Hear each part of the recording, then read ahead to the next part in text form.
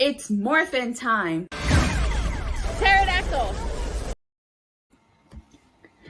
Hi there, this is Datila with 3 Years of Wrestling, bringing you the Wrestling Time Post Show. And for tonight, I will be reviewing Impact Wrestling, which is the go-home show to No Surrender this Saturday. Alrighty then, so tonight Impact kicked off with, what was supposed to be a contract signing between Moose and W. Morrissey for the Impact World title this Saturday, but instead only Moose and Scott D'Amore showed up because if you guys recall, last week, Moose beat the tar out of Morrissey. He put a chair around his neck and then hit him with the steel chair. Alrighty then. So Moose said that he understands how contract signings work. He signs his part, his opponent signs their part, and then they have the match. And he says that he thinks that W. Morrissey can't sign his, and he won't show up to his match at No Surrender because of what he did to him. So then Scott D'Amore says that Morrissey has 2 days to sign the contract. And Moose says that that's why he loves Scott, because he has faith in all his talent. And he says that W. Morrissey is basically a giant, a monster, and that he's 7 feet tall, and you can't teach that, which is what Enzo Amore used to say about W. Morrissey. I think Scott D'Amore tried really hard not to laugh when he said that, which was hilarious. And then Moose said that Morrissey isn't stepping into the ring with just some guy. He's stepping into the ring with the greatest world champion, the wrestling god. And then he says that somebody is going to get sent home for being a hothead, which is a reference to Josh Alexander, who got sent home for being a hothead. And then Moose tells Scott D'Amore to be prepared to send another talent home. And as Moose is walking away, W. Morrissey's music plays. And as he's walking towards the back, W. Morrissey attacks Moose, throws him to the side. I think it was like the side of the stage. And then choke slams him onto a table and signs his contract. I cannot wait for this match. This match has been building for a while now. I cannot wait. No matter the outcome, it's going to be a good match. It really is. So then after this, we had a Bullet Club segment in which Chris Bay, he made a pun. He said in 2 days, but then he backtracked and said in 2 days, he's going to win the Fatal 4-Way match and become number 1 contender for the X Division Championship. And then GOD says that they're going to become the new tag team champions. And then Jay White says that they're going to have 3 wins at No Surrender. And he's going to step into the ring with the leader of Violent by Design. And accuses Eric Young of creating his own version of Bullet Club. And he says that, hey, maybe if Eric Young wants, he can join the Bullet Club as long as he pays his dues, probably by doing laundry. So I'm actually really excited. Oh, and then there's going to be a 6-man tag later on in the night, but I'll talk more about that later.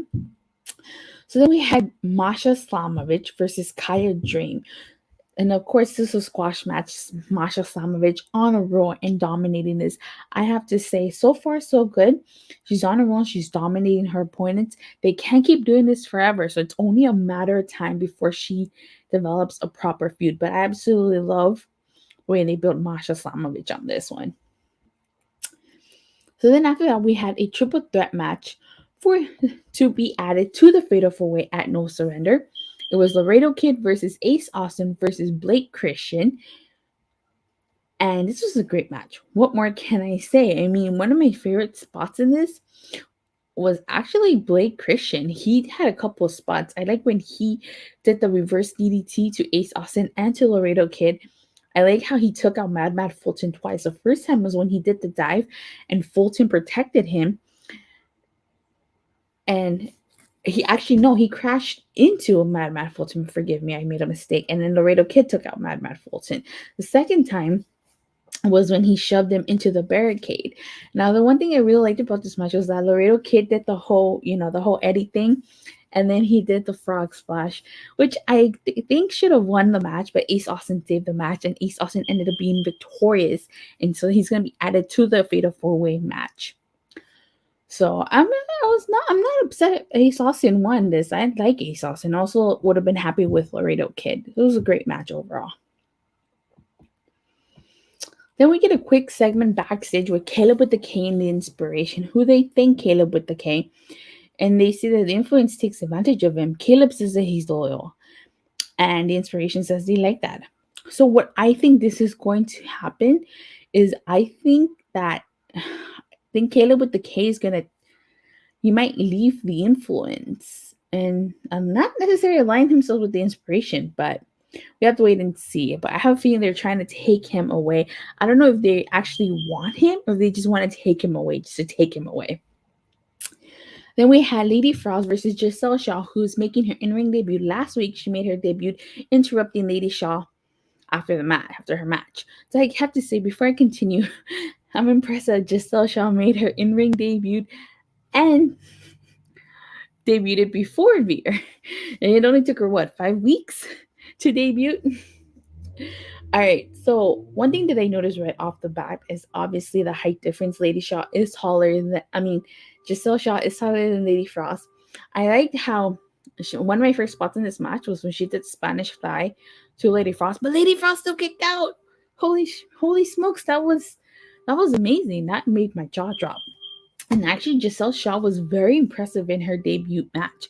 So I'm very excited to see what they do with her and where this goes.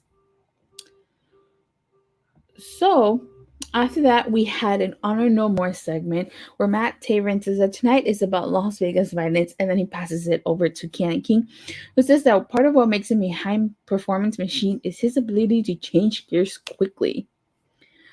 And that he said it didn't really matter which one of the Impact chumps was going to step into the ring, because at the end of the day, they're all going to lay down. And it just so happened to be Chris Sabin who drew the bad luck. He said that he might be a former world champion, but he's a former X Division champion, but he's the greatest X Division champion of this lifetime. And that at the end of the match, Chris Sabin will bend at the knee to the King King. So I thought that was pretty cool. I was actually really excited for their match.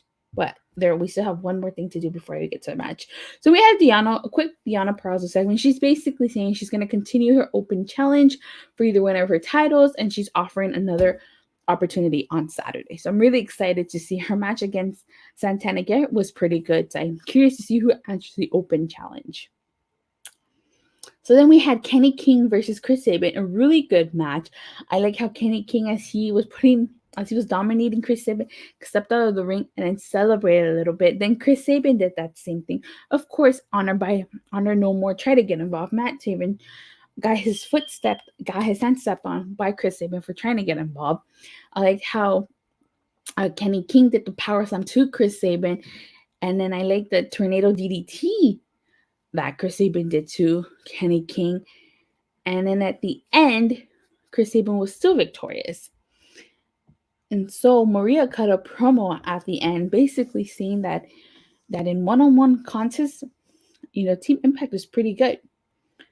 But Honor No More is walking in as a cohesive unit, and they trust each other. And if she has Team Impact, can they trust each other? And points out that someone is missing. That someone was none other than Macklin. So then this leads to a quick backstage segment with Team Impact. And they basically, standing there talking, they have their doubts about Steve Macklin. Then he shows up and says that Maria's just stirring the pot, which is oldest trick in the book. Eddie Edwards says that Macklin wanted to be on the team, and they originally wanted to be on Gresham. And next thing they know, Gresham is laid out, and Macklin comes to save the day. Which, if you guys recall, yes, Steve Macklin wanted to join Team Impact, but Team Impact didn't want him. They wanted Jonathan Gresham. And then Jonathan Gresham was laid out. Yeah, it was pretty suspicious. I get where Eddie Edwards is coming from. Then Steve Macklin says that they have two choices.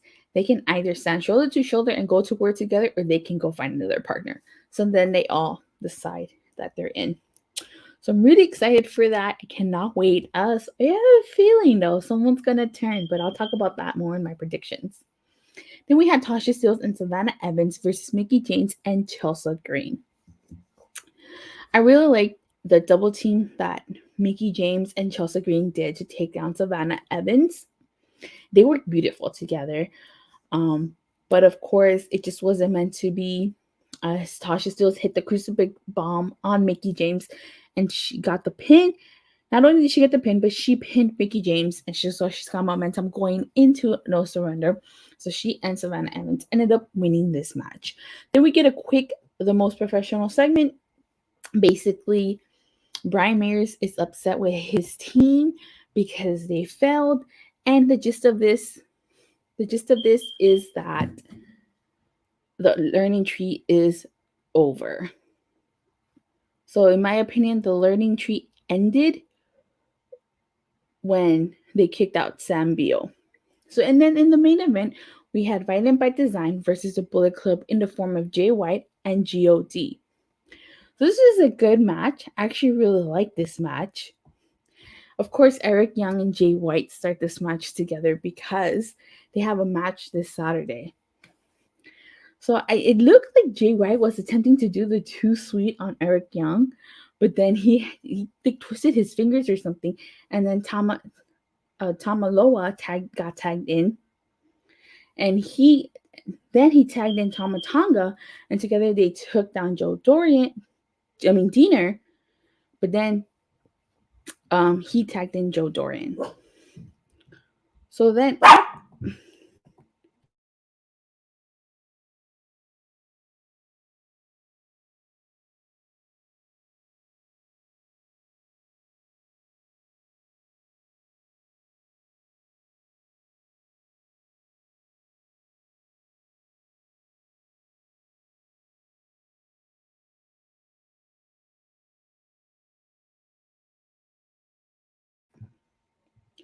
I apologize about that.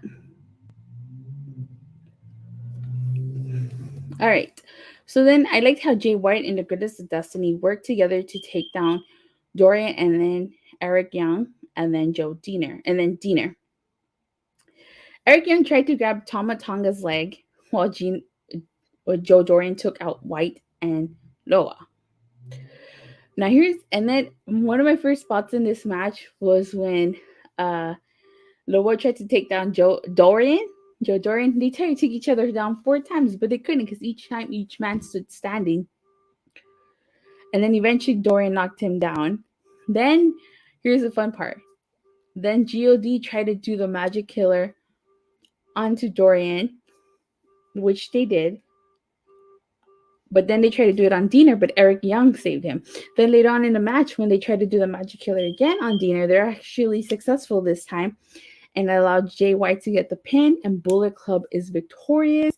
And then the Good Brothers come out and they hold their tag titles to close Impact. So it was overall a great show. There's not one thing that I disliked about tonight's show. Great go home show. I was excited since last week for No Surrender, and I'm still excited now. So overall, 5 out of 5, 10 out of 10. Great show. Great everything all around. All right. So now to do a No Surrender predictions. All right. So with No Surrender predictions, of course, we have 9 matches, it seems. Okay, 9 matches. And let's just start from anywhere. So we start from the bottom. Okay, so Deonna Purrazzo versus a mystery opponent. I don't know who would answer the call. I don't know. So I'm just gonna take a wild guess. And it's really hard for me to say. Deonna, maybe Taya Valkyrie. I would say Taya Valkyrie because I believe her non-compete clause expired already. So Taya Valkyrie, I say. So then we have a fatal 4-way to become number 1 contender for the Impact X Division Championship. It's Ace Austin versus Chris Bay versus Jake something versus Speedball Mike Bailey. I'm going to say Chris Bay just because I'm going to say Chris Bay. And I will say why in a bit right now. Sorry about that. I will say why in a bit right now. So let's keep going. All right. So then we have Microdona versus Jordan Grayson, intergender match for the Impact Digital Media Championship. I say Microdona. Then we have Black Taurus versus Jonah. I say Jonah. Eric Young versus Jay White. Jay White. The Good Brothers. Okay, so this is where things get interesting. The Good Brothers versus the Gorillas of Destiny for the Impact Tag Team titles. I say the Gorillas of Destiny. It's about time the Good Brothers lose those tag titles. You know, I feel like they've been stalling this whole time for this match. And now that we got the match, they need to act on this. It's time the Good Brothers lose it. We've I don't know how long the Good Brothers have been champions at this point, but it's time. They gotta drop those tag titles. So to go back to the Fatal 4-Way match, the reason why I think Chris Bay is going to win is because it seems to me like Jay White and the Gorillas of Destiny are going to win their respective matches. So it only makes sense to give like Bullet Club a clean sweep of their matches. If not, I would say Ace Austin would win. But I'm going with Chris Bay and I'm sticking to it. Okay, so Team Impact versus Honor No More. I say Honor No More is going to win. And I think why? Because Eddie Edwards is going to turn on Team Impact. He's been seemed suspicious. He refused to attack Vincent. And he seemed hesitant to join in on this, whatever this was, you know, in the back with the Team Impact. So I say Honor No More with Eddie Edwards turning heel on Team Impact. Moose versus Debbie Morrissey. Hello, Moose. Mickie James versus Tasha Steelz. This is a tough one to call just because I think at first I would have said Tasha Steelz, but with all the new women coming in, I'd say Mickie James is going to retain. I don't think it's Tasha Steelz time yet, but hey, I could be wrong. Well, let me see. I think I got all the matches. Yes, I did get all the matches. All right, and so with that being said, let me know what matches you guys are looking forward to the most at No Surrender. I could tell you right now, the Impact World Title, that Fatal 4-Way, the Bullet Club versus the Good. But I'm looking forward to all the matches. Not one match on this card that I don't want to see. I want to see all of them.